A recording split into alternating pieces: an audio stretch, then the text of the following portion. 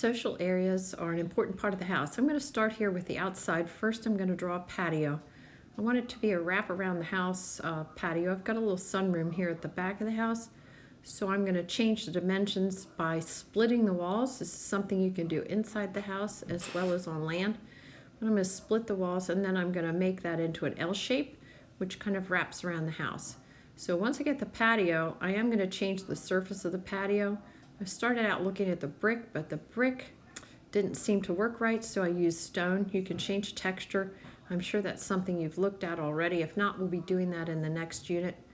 Then we're going to put some seating out there. You want the chairs to be the right size for the table. The next room we're going to do is the sunroom. So flooring in the sunroom, it's a very small room. So we're going to just use that for seating for 2 people. It's not the main living area, so that's okay to have just 2 seats in this small area. So I'm using a barrel chair and a footstool, and that's mainly for like a reading or doing some quiet work or listening to music area. The storage area there is going to be for outside equipment, maybe cushions for the seats outside on the patio. So later, I'm not sure whether we're going to stick with all of these colors, but we're going to give that a try right here and see how that looks. So the next area I'm going to work on is the dining room.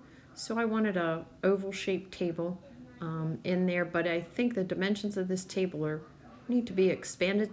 So later we're going to stretch that out, but I'm going to see how the chairs fit here. I'm going to need seating for at least 8 people because that's how many people I'm going to seat in my living room. You want the seating in the dining room to be the same number of seats that you have in the living room. Always add a little bit of storage in the dining room if you can manage that. So then on to the living room, and you want your seats face to face or at the least at right angles to each other.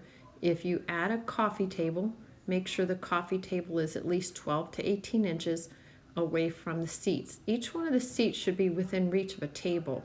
So I'm also going to add a small table next to that chair that's at the side of that sofa. This little nook where I have a bookshelf and a small chair.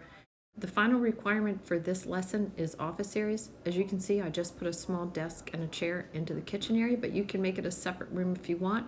Make sure all of the children have a place where they can study if they're school age or adolescents.